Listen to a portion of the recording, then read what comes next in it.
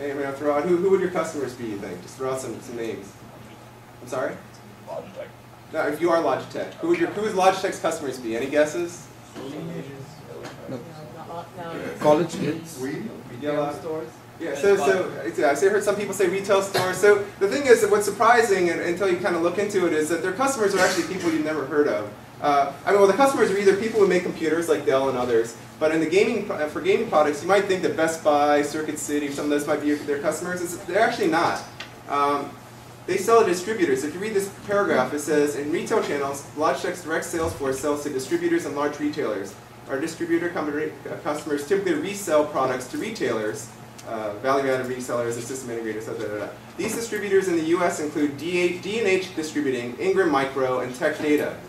So those are the people they sell products to, and those three companies in turn sell to Best Buy and Circuit City and so on. So if you're going to start a company making video game peripherals, a video game controller of some sort, you need to go talk to those guys. They control the shelf space at Best Buy, at Circuit City, and so on.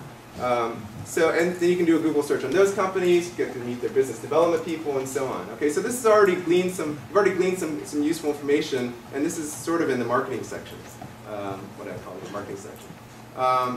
Let's see. There's also usually a section on competition. And again, Logitech's pretty good here. They call out competitors for our interactive entertainment products, which is our gaming products, include Mtech, Pelican, Mad Catz, and Cytec. And because I'm familiar, also they compete against Sony. So out of all these companies, I know that Mad Catz and Sony are public companies. So you can go and pull their annual reports and start to get this information about them as well. If Logitech has identified them as a competitor, then they're probably going to be a competitor for what you're doing too. All right? And some of these others are private companies. I'll talk a little bit more about how to get some information about private companies shortly. Okay, let's jump to the more useful, or not, I shouldn't say more useful, but the section 7, management's discussion of financials and operations. This is what it looks like. They all kind of look like this. And if you start to scroll down, what this will start to do is it'll break things out in a way that's much more, where it starts to give you some hard data.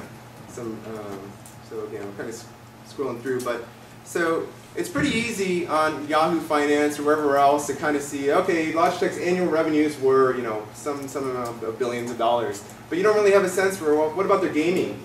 Specifically their gaming products. How do their gaming products do? This breaks it out. It breaks it out by their product family, by pointing devices, which is mice and trackballs, keyboards, audio, video, gaming. So now you see, oh, okay, the revenue was $146 million in 2008, and it actually went down 2%. So that actually might give you a little pause. And, why did it go down? Maybe is this a shrinking industry? I mean, these are things that you want to try to understand better. All right, and then it even gives you, what's really helpful is that beyond the numbers, they give you some qualitative discussion of why those numbers were what they were. And so here they say sales of retail gaming peripherals in 2008 decreased 2% and units decreased 17%. So that's also surprising. The number of products, the actual units, decreased 17%. So that means their average selling price actually increased since their overall sales only decreased 2%. I don't know if I said that clearly.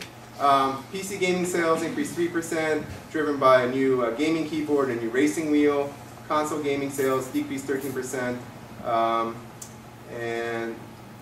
They say a little bit more about the factors. They said PlayStation 2, because of the decline in PlayStation 2 sales, that hurt our business. So it gives a little insight into the industry.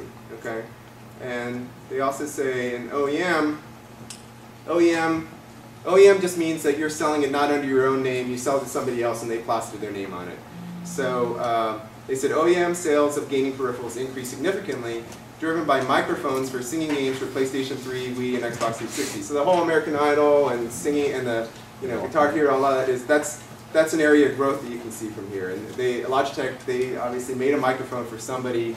I don't know who. Maybe it was published under MTV. Maybe they sold it directly to Microsoft, whoever. But that was an area of growth for them. And if you look in past annual reports, you'll see a trend that they made the camera for the iToy and some other things. So anyway, this is an example of an annual report. You start to glean some information that you can cite about your industry and so on. For comparison, I'm going to show the Apple annual report. And so again, looks like the 10K. This is good. It's not the marketing version. Although you'll see that every company, there are rules about what you're supposed to allow to put and not put in 10Ks, and there's a little bit of discrepancy from company to company about who, Logitech was pretty good. Aside from their annual report version, which had all the smiley people, their 10K itself was pretty good. Apple, typical Steve Jobs, he tries to spin things a little bit. So if we go to, so if we go to the overview, you can tell from the first sentence. So the company background. Actually, no, this one wasn't so bad. They just said we design, manufacture, and market personal computers, portable digital music players, mobile communication devices, sell software, et cetera, et cetera. Some useful tidbits here and there. I kind of looked to see where there were some interesting things. Under page 7, okay, here they talk about all the different products. So they talk about their iPhone, their, and even some lesser known products like Apple TV and so on. So that can be useful as well. So I'm going to jump down to, where is it? Okay, so this is actually pretty useful. Sorry, there's a competition section.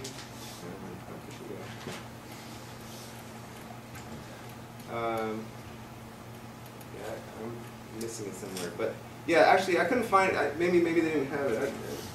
So I looked very carefully, and they didn't list any competition. So unlike the Logitech one where they listed the companies they compete against, which gave you some further clues as to where else to look, Apple doesn't list anywhere who they think their competition is. They think they're in a league of their own and nobody competes against them. So this was not as useful. But they had some tidbits that are actually really useful, like their key component suppliers and vendors. And they say these are suppliers and vendors whose loss to the company can have a material adverse effect upon the company's business and financial condition. If you look through those vendors, there's Amperex, Atheros, Hitachi. It lists a whole bunch of people, and so it would be worth going and looking to see what these guys do. I know, for instance, like one of them listed here, Synaptics. They provided the little wheel on the iPods for a while. Okay, they made the little capacitive touch sensor. In fact, Synaptics, many of you probably not have heard of them, but I'm sure probably every single one of you has used one of their products. If you've ever used the touch pad, thank you, the touchpad on laptops, I think they own 40–50% of the market for touchpads. And in fact, the wheel on an iPod is just a little modified version of the touchpad. And this is important because if you're going to make a product that competes, in the case of Synaptics, there was some proprietary technology that Apple relied upon that was a critical piece of their product, and they couldn't ship their product without that piece of technology. So if you went to Synaptics and you negotiated an agreement that to work with them, and maybe even exclusively, then that can give you if you're a startup company, they'll take you seriously right off the bat. But anyway, so this is important. Let's see. Okay, so other pages that are useful. In here show.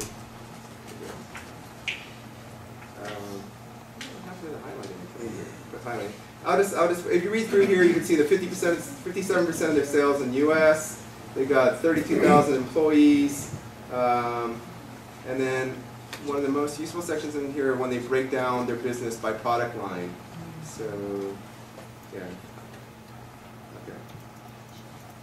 So this is, again, the item 7 management's discussion. So here they actually break it down by desktops and portables, by their iPod business, their iPhone business, peripherals and other hardware, their software, so there's stuff like iLife and all that. You can kind of see what they're selling their OS separately. This breaks out how they're doing, so you don't just get some giant number. Okay.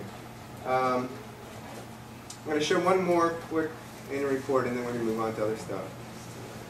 So,